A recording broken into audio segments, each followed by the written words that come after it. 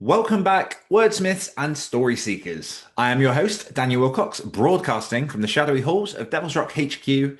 And today I am thrilled to share the writer's chair with the absolutely amazing, bizarro, weird, kooky, in a wonderful way author, James Kennedy. Now, as with some of the other ones that I have shared with you before, this is an episode that I aired on a previous show a couple of months back. But by all means, everything in this episode is very, very relevant for now. I'm very, very excited to share it again on this platform. James Kennedy is an amazing human and also just an incredible writer. I first became aware of his work when I was in StokerCon in Pittsburgh a couple of years ago, and I got a free advance copy of the book that we talk about in this interview, The Bride of the Tornado. It is filled with horror. It is twisted. It is bizarre. It is about a boy that fights tornadoes. So there's a lot of fantasy elements in this as well. And I'll be honest, I wasn't expecting to like this book as much as I liked it. And that's part of the reason I reached out to James. I shared it on my list of my top 10 reads from 2024. And this was, I think, number five, my fifth favorite read of last year. So there's so much fun content coming up in this episode. We talk about why Bride of a Tornado defies genre and how it nearly cost James his agent.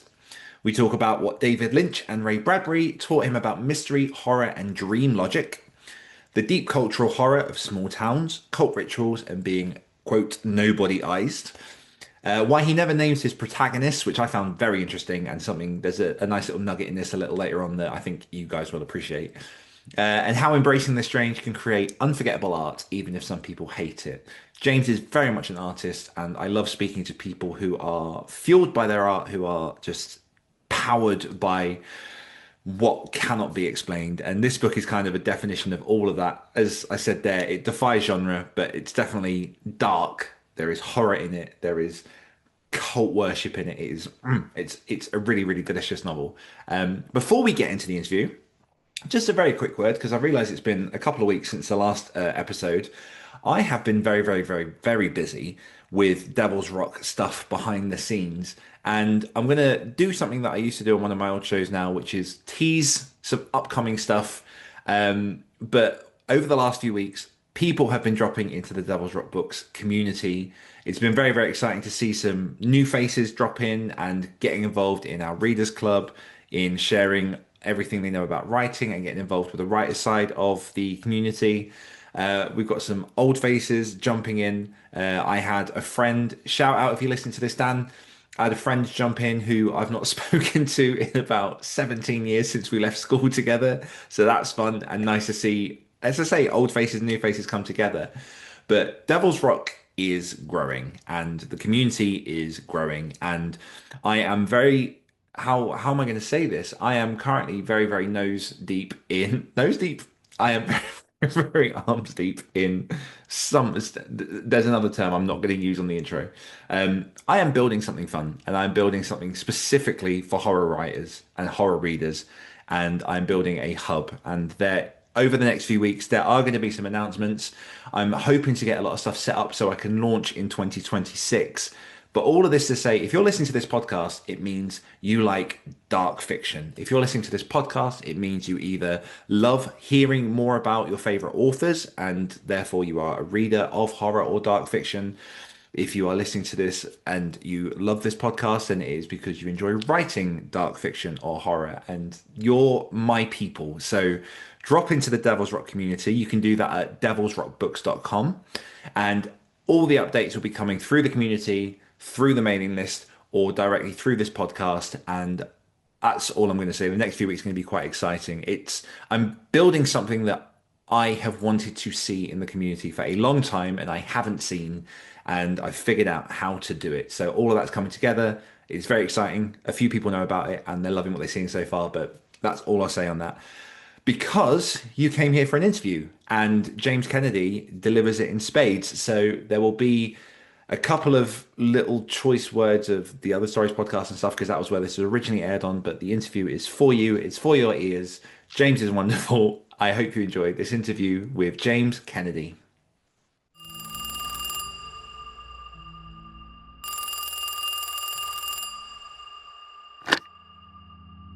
Hi, it's me, Daniel Wilcox, and joining me this week in the Other Stories Writers' Chair, I've got the wonderfully twisted James Kennedy. James is the author of the horror thriller Bride of the Tornado, which The Guardian named as one of the best science fiction, fantasy, and horror novels of September 2023. James's previous books include the sci-fi novel Dare to Know, which was named by the Times Saturday Review as their best sci-fi book of 2021, and the young adult fantasy The Order of Oddfish. In addition, James is the founder of the 92nd Newbury Film Festival, an annual video contest in which kid filmmakers create short movies that tell the entire stories of Newbury-winning books in about 90 seconds. He also hosts the Secrets of Story podcast with Matt Bird, and, most importantly, lives in Chicago. James, welcome to the show. Thank you so much for having me, Dan. I'm really excited to be here. I am very excited to have you here, and we've had a bit of a journey getting here. It's been a couple of months, and I've been very much looking forward to getting you in the writer's seat, mostly because, and I said this off the air, but I'll say it again as if it's brand new, I got a copy of your Bride of the Tornado back in 2023. I was lucky to get an advance copy from StokerCon in Pittsburgh, which was wonderful. And the sad thing is it sat on my shelf for probably too long, because this was one of my top 10 books of last year. Thank you so much. No, absolutely. Well deserved, and rather than me try and blow it up and say what it's all about, are you happy to try and sell to the audience what is this book about and why is it so amazing? Okay. So Bride of the Tornado is about this small town in the American Midwest. It seems like it's kind of in the late 80s that's always under assault, or once a generation comes under assault by these monstrous sentient tornadoes, such that nobody can leave and nobody can come in. But this town also has this kind of boy, this 16-year-old boy named the Tornado Killer, who, and he can't come into the town. He can only stay outside, but he has the power to punch and kick and beat the shit out of tornadoes and wrestle them down until they're nothing. But he's not the main character. The main character is this girl who lives in town, who's about his age, and she's kind of becomes fascinated with the Tornado Killer and then a little bit obsessed with him. And she starts finding clues around town that show that there's some kind of connection between them, and he's becoming fascinated with her too. And they kind of enter into this dangerous relationship, not knowing that the town has a very grisly thing planned for them both. And it's about kind of young adolescence. It's about first love. It's about cults. It's about the peculiarly American type of cult. Also, a tornado is a kind of uniquely American monster. About 3/4 of the tornadoes in the world happen in the U.S. And it's these tornadoes are pulverizing godlike columns of spinning air, right? And they just appear and vanish in a second. They demolish everything they touch. And I grew up in the American Midwest, and so it's a very, I know this kind of milieu. And in the old days, there was a thing called prairie madness. People going out west would go crazy from the monotony and the isolation. Pioneers traveling for months in their covered wagons and empty planes day after day. And it's settle in some random place, and then they lose their minds. And I think I wanted to get that kind of prairie madness feeling into the book as well. Well, it definitely came across. I have so many questions because this book was fascinating in so many ways. I guess the first question, the best place to start is, what inspired it? How did you begin to twist this story of sentient tornadoes and the fascination between these two characters? When I was in college, I wasn't writing novels, but I was writing little short stories, just things that are a page long. And I wrote something about a tornado wrestler. And it seemed kind of a larger than life, kind of John Bunyan figure. But then I kind of put it away and didn't think about it for a while. And then I wrote my first book, The Order of Oddfish. And I kind of kept coming back this idea of a tornado wrestler. But then I realized it's not in the same way that you can't tell Sherlock Holmes from the point of view of Holmes. And, because he's a genius and he's kind of, a sublime character. You have to tell it from the point of view of a normal person. Or you can't tell, Amadeus is from the point of view of, not Mozart, but the other guy, right? Yeah. Or even Hamilton is from the point of view of Burr, the point of view character, a normal person. And that normal person, of course, ends up becoming more interesting than this kind of sublime genius or crazy interesting person. And so somebody kind of becoming obsessed with somebody extraordinary. And then I finished writing this book actually all the way back in 2014. And I did not, I think if you're kind of in touch with yourself, you can kind of see around corners. and what's going to happen in the future. And just like small towns going crazy, religious conformity, people kind of coming under the sway of kind of cult-like behavior and madmen. I think we're in America. We had maybe a slight pause in that for a while, but now we're right back in it. It's a peculiarly American story, so I'm glad you appreciated it. But I think it came out of like, I didn't grow up in like a small town. I grew up in a suburb, but I had experience with tornadoes growing up, and so there was always that fear, like when you're growing up, a tornado warning goes up, and like the whole family has to run down to the basement, and you're waiting for the all clear signal, and I kind of go on about this a little bit in the book. Your whole family feels very different for that time. Like one other time in your life are you all hiding from some monster? It feels like an Old Testament thing, and then of course all clear siren comes out, and you all go back to your normal way of life again, but it feels special. And so I think it was like that kind of feeling, and kind of growing up Catholic, kind of religious rituals kind of feeling, and the feeling of like first love, and for somebody that you can't touch. Because there's a rule that the tornado killer can't touch anybody in town, or else he loses his powers. So it's kind of like feeling of yearning from afar, that is very adolescent. It's such a rich world, and even from the premise of the title itself, The Bride of the Tornado, and this is audio only, so people can't see it, but I urge people to Google the cover. You've got this sort of female figure with the drapes coming out like a wedding dress, but also as a tornado. I think it's such an evocative image, and one of the things that I love in horror is very fantastical horror. So I'm a big fan of sort of like the Clive Barker and some of the more sort of wild Stephen King tales. And I think on my review that I put, this kind of to me feels very Clive Barker-esque. Like I'm thinking of, things like Weave World. But it's got that kind of charm of Stephen King younger characters, of that childhood experience. And it feels like it should almost be too many elements to form a cohesive tale, but somehow it kind of works. So was there a particular influence? Was there a style? Was there kind of someone that gave you those tools to be able to go, this is the kind of story that I want to write? Yes, Ray Bradbury. Yeah. Sold. I love Ray Bradbury too, so with it. So Ray Bradbury has very conflicted feelings about the American Midwest. He grew up in Waukegan, which is just north of Chicago, and when he became a professional writer, he was already living out in California, and he rarely visited the Midwest again. But just like Joyce and Dublin, like he left it physically and never went back, but in his mind, he never left Dublin. And so he writes about, Bradbury writes about small town Midwestern life in this way. It's very nostalgic, but he writes about it when he's at his best. It's that nostalgia with horror in it. Like he's terrified of this thing that he's nostalgic for. And so you have these two opposite powers pulling in two different directions. That gives power to the machine of the prose, right? And so reading, so kind of Something Wicked This Way Comes, is I think a big influence on this book, and kind of not in prose, but like David Lynch's Twin Peaks, right?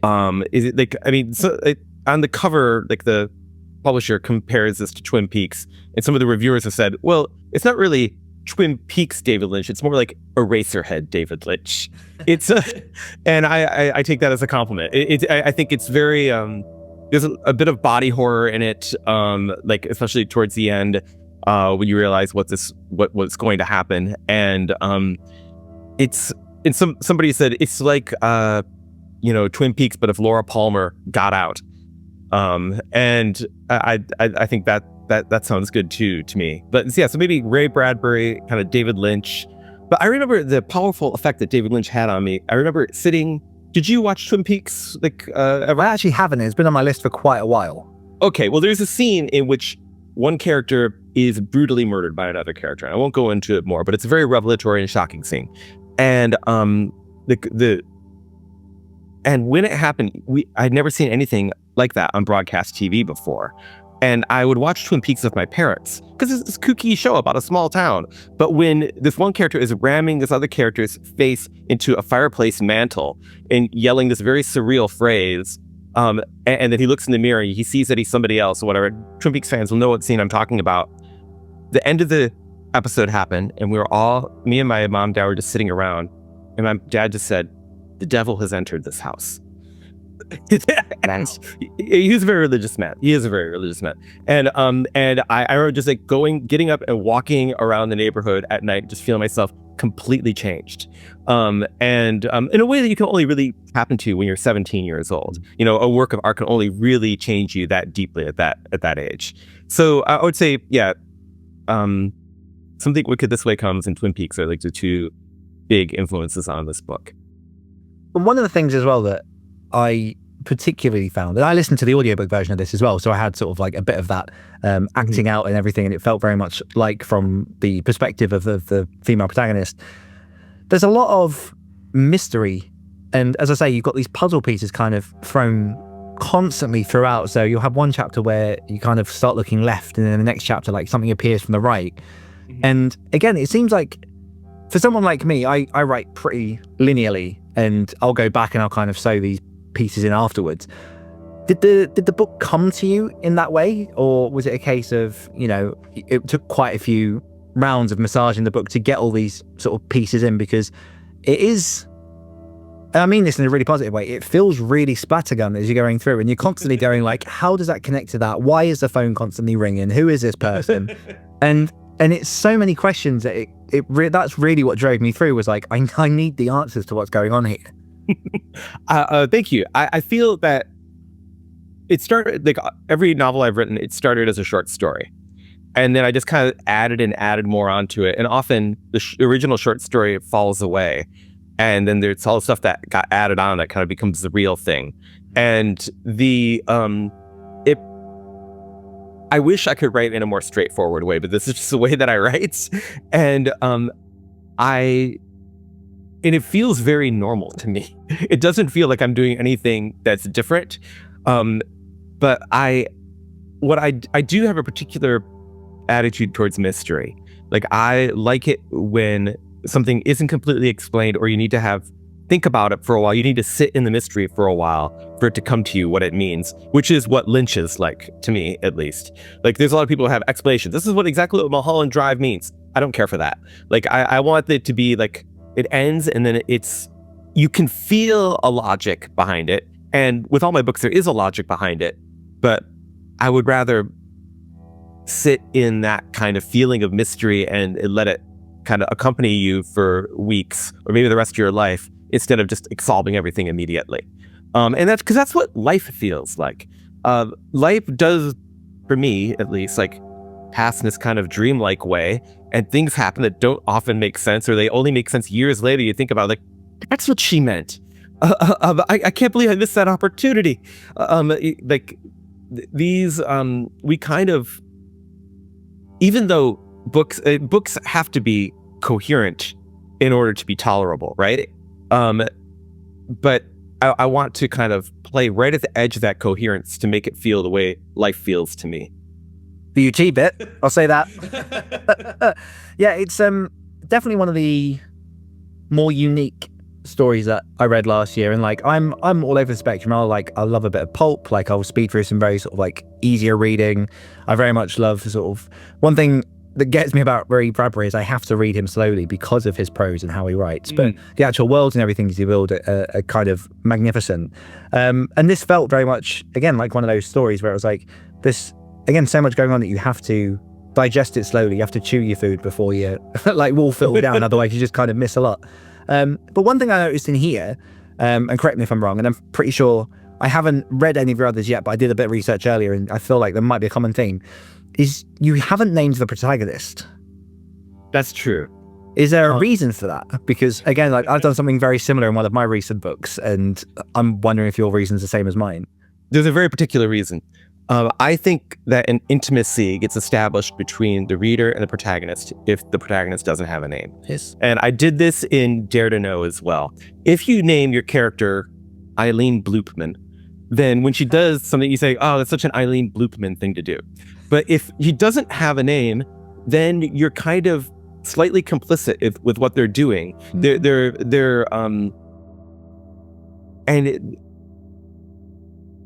is very dangerous to play with, because for a writer, specificity is key. So if you're going to make something vague, it has to have a very particular, you have to be making a choice for a reason, not just out of laziness. She is also somebody whose identity is being taken away from her by the town. There's this Emily Dickinson poem that she and her sister are into, which goes, "I'm nobody. Who are you?" And the town is over time nobody-izing her. And the less important the characters are in the story, the more specific names they have. Like the main character and her love interest are just known as, well, the main character doesn't seem to have a name, and her love interest is just known as the Tornado Killer. If his name was Kevin, he wouldn't have this kind of like sacramental feel about him, you know? So I needed to, and then it's also throwing sand in the gears of the audience's expectations. My books are divisive. Like both this one and Dare to Know, it's either people saying, "I love this. Oh, it's so refreshing. It's so interesting." Or, "What is this bullshit? It's like, who does this guy think he is? I couldn't get through it. What a slog." I know that one should never say in an interview, "Hey, some people don't like my book," but I just want to, again, going back to David Lynch, when Eraserhead, his first film, premiered, 25 people came to the premiere. And this is a story about it. And then the next day, 25 people came to that, but they were the same 25 people. And that's the kind of audience that I want. Like people who are kind of ride or die with you and are ready to explore something very strange with you. If you're not going to, none of us are going to make any money writing, you know? So you might as well like do something bold and strange and experimental, and see who's going to follow you, or something, maybe not even that, something that's true to yourself and how you see the world. And so but then I realized this is the only way I can write anyway. So yeah, that's the reason why I think it creates intimacy in the reader. It shows you're making a particular choice. It makes you kind of complicit in what the character is doing, I feel. It kind of adds to the kind of the dreamlike atmosphere. Before we started recording, I mentioned Proust, Remembrance of Things Past. That's 3,000 pages, and we never find the main character's name. Never once is it said. And I remember feeling very kind of, that was a very interesting choice, and it kind of added this kind of like dreamlike memory-like feeling. You asked earlier about what things inspired Bride of the Tornado. I want to add one more thing. And it's Shirley Jackson's short story, The Lottery. Okay. Have you read it? No, I've only read Haunting of Hill House, but that's helpful. When this short story was in the New Yorker, some people thought it was a piece of reportage from the American Midwest, and a lot of people canceled their subscription over it. What it is like this small town. Everything seems like, we're gonna have the lottery today. Everybody in the town gathers up. They seem to be this very normal, like 1950s, like mothers, fathers, children, whatever. There's this box, and people have to like pick slips of paper one by one from it. And like spoiler alert, this one person picks a slip, and she's like the kind of been our viewpoint character all along, and then everybody, including her husband and children, stone her to death. And like the lottery's been going on forever. It's just what we do. Some people say we shouldn't do the lottery, but you know, what do they know? They're outsiders.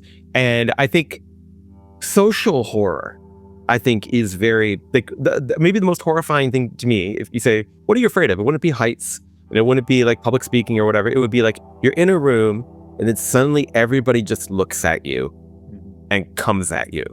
And when you're isolated in a small town in the middle of nowhere, and the people around you are the only people that you have to rely on, this very American Midwestern kind of feeling. It's unnerving, and it becomes particularly nightmarish when you learn you can't rely on those neighbors, and they have it in for you. And that is definitely what this is about. Like when even your parents and your sister turn against you because of some ritual, something that was written before you were born, that was always going to happen to you.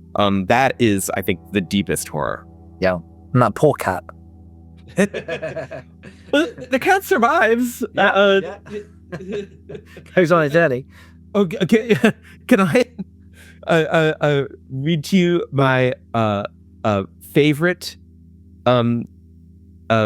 review of Tornado.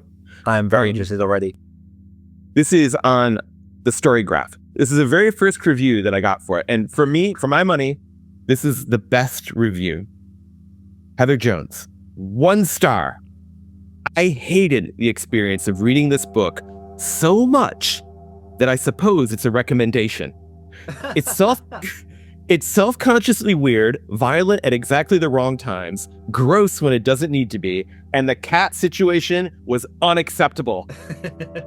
But here's my favorite part. You could hear her drawing a big, reluctant breath, and then she goes on to write, "It was also well-constructed, well-written, well-plotted, with characters who a reader can care about. You'll love it, assuming you are a terrible person." I love that. So, Dan, thank you for being one of my terrible kind of people. Hey, I like it. I love reviews like that. I remember one of my favorite ones was I wrote a zombie book that has a zombie on the cover, is zombie in the title and in the description on Amazon. And the review was, "I didn't expect there to be zombies, 1 star." I was like, I can't help you any more than I have. I think a friend must have done that to amuse you. I hope so. Because it was just so bizarre and random. Okay. So the listener might not know this, but we took a slight pause, and Dan got up from his chair to take care of a problem. When he got up from his chair, I felt a great kinship with him because he has the same chair that I have downstairs. And it's similarly weathered. Like my chair. Yeah. So I was just like, oh, brothers in the swivel chair. Brothers in the black weathered swivel chair. I've had this since 2014, I think. And it's definitely due an upgrade. But yeah, all of the, I guess, faux leather has kind of flaked off and done its thing. So, hey. I felt such a great intimacy with you at that moment. Fantastic. I wish I was sitting in that chair right now. I could get up and I could show you. Yeah. Does it squeak as much as mine does? Because it won't pick up on the microphone, but it's squeaky as hell. But yeah, so I wrote a story recently that has no name in the character. And one of the challenges that I found is that often you'll have other characters interacting with them, and every now and then they might say that character's name. And there's a real skill to kind of circumventing those interactions and obviously trying to like distract and not have those circumstances. Yes. Was that at any point like an issue for you as well? Or she's a bit of a loner. And people in conversation generally don't say each other's names anyway. Mm-hmm. Like you don't say, "Well, Daniel," as you know, of course, as we are both writers. Like we generally dispense those names, and so actually, it kind of, in a way, it gives you license to be more natural. Yeah. So because I have to get out their name. Oh, geez, what do they look like? Well, maybe I should have my character look in the mirror on page 2.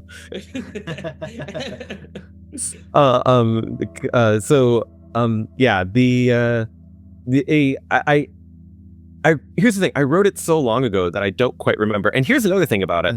I'm doing the opposite of selling this book to the listener. And I hope that it is the perverse, cussed listener who's getting turned down by all these things that I'm saying. But this book caused me to lose my agent in 2014. She read it and she said, "I can't represent this and I can't represent you." Wow. And I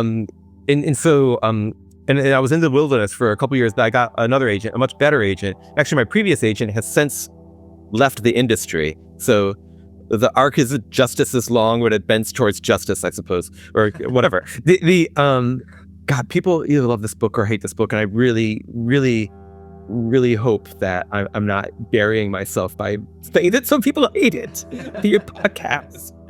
No, I think that's hopefully my ebullient personality papers over that, and my honesty and straightforwardness on this issue. Oh, for sure. But I also think that any writer is ignorant to believe that everyone's going to love their book. And like, you can only sell to the people that are going to be interested. So I know that, listener, I'm speaking directly to you, you're either going to be in the camp of this sounds amazing or this isn't my cup of tea, because clearly a lot of the audience are British. They're not. But ultimately, like, Bride of the Tornado is such a, as I say, it's a unique concept. And I think it's one of these books that, for me particularly, I put together a list of my top 10 reads of last year.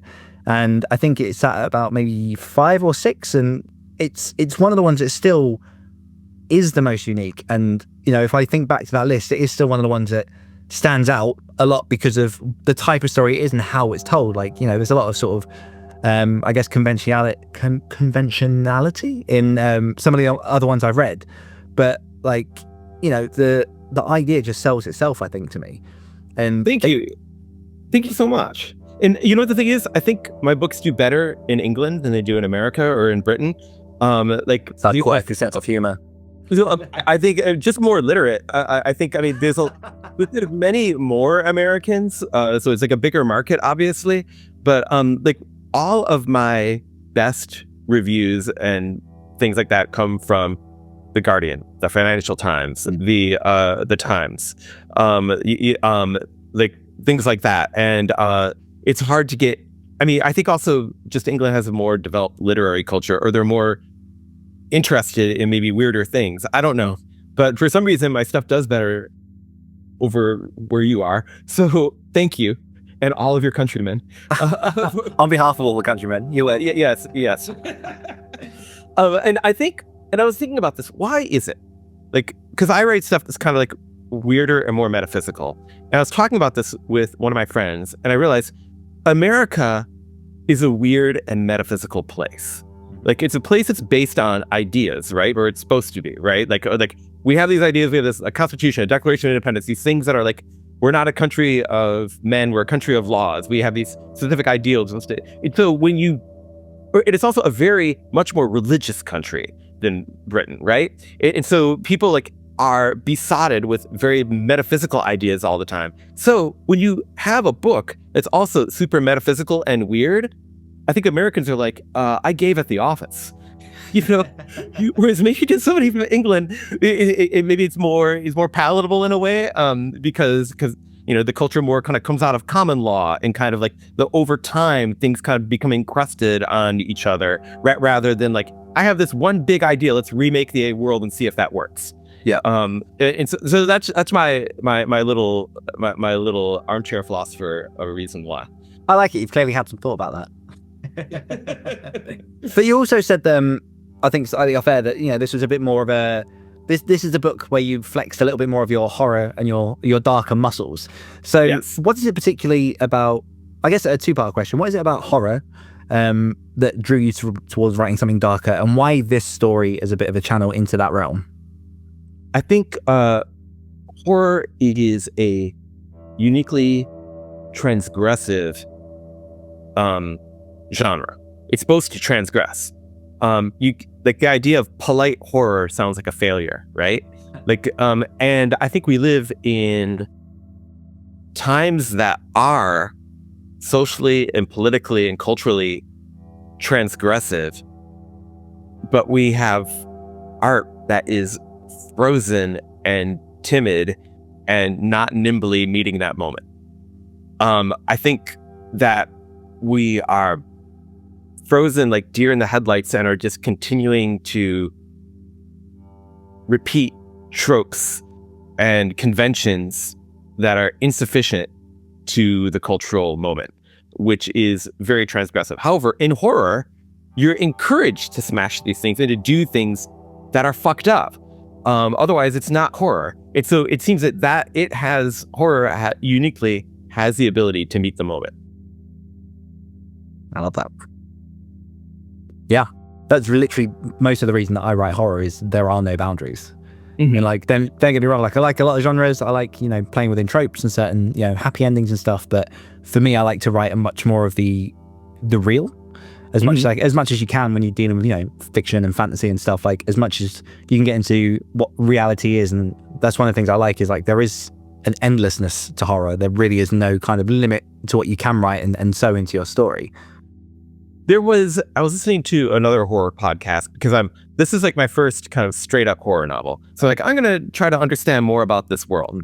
And it was a podcast in which like a bunch of horror writers, well-known horror writers, were talking about, there's an infamous scene in It. And maybe you know the scene as soon as I say there's an infamous The one that's scene. in the book, but not in the films. Yes. Yeah. And all of these authors are talking about this infamous scene, this very transgressive, gross, awful scene.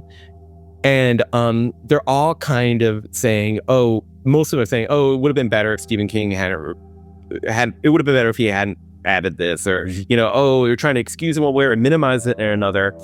And what Stephen King maybe understands, and they don't, is that it's precisely that kind of batshit thing that reason people go to horror. There's a TV writer, guy who wrote Community and Rick and Morty, named Dan Harmon. Yay! I remember listening to his podcast, and I don't know if he came up with this with somebody else, but he said it on the podcast. He was like, this is what I think about Stephen King.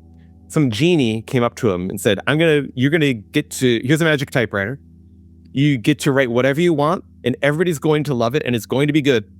And Stephen King says, this is great. And the genie's like, just one thing, this typewriter has no backspace key. Whatever you write, no matter how fucked up, it's going in the book. Yeah. And like, I think in a way that it's in a way a good lesson to us all, is you have to leave in all that shit in a way. Like all of the stuff that like an editor would say, maybe you should leave out that infamous scene in it, you know, but then like, it's kind of like, that is the sacrifice that you give to the god, like going too far.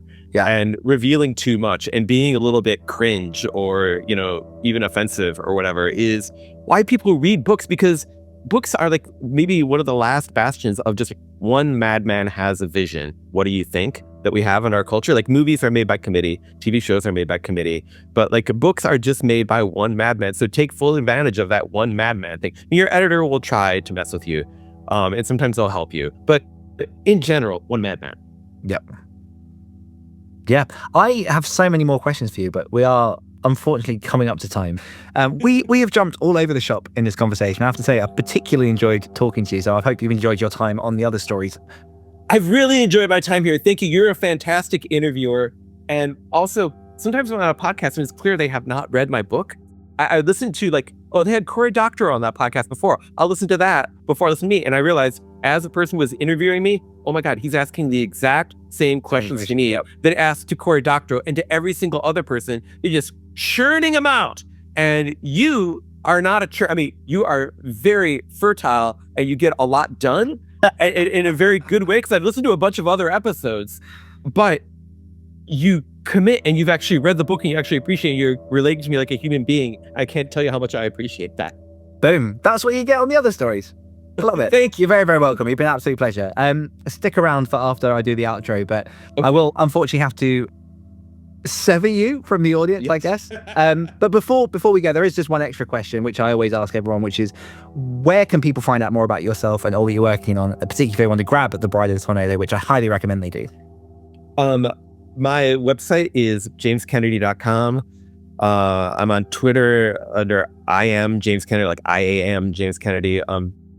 Instagram and as the only James Kennedy. Yeah, it's also I am James Kennedy. I am James Kennedy. .bluesky.social. Wonderful. So with that, there's nothing left to say other than a huge thanks to James for joining us this week, and a massive thank you to you, the listeners, as always, for tuning in. Find out more about all that's going on with the Other Stories podcast over at theotherstories.net, and I will see you next time when we strap our next willing victim into the writer's chair. One more time from myself and from James. Goodbye. Bye-bye. And there we go. That was the interview with James Kennedy. I hope you got as much out of that as I did. James is a wonderful person. Please do check him out on all of the different platforms. I'll put all of his links in the show notes. And just once more, thank you so much for joining us this week on the Writer's Chair podcast. Before you dash off, if you are craving deeper conversation, writing advice, or just fancy hanging out with fellow readers and storytellers, do consider joining us in the Devil's Rock community on Discord. I am on a mission to build the largest online space for fans of horror and dark fiction, a home where writers and readers can connect, create, and thrive together. It is free, it is open to all, and it is always crackling with inspiration. So if you're ready to pull up a virtual chair and join me, head on over to devilsrockbooks.com/podcast for the invite link. And until next time, my friends, write bravely and dream dark.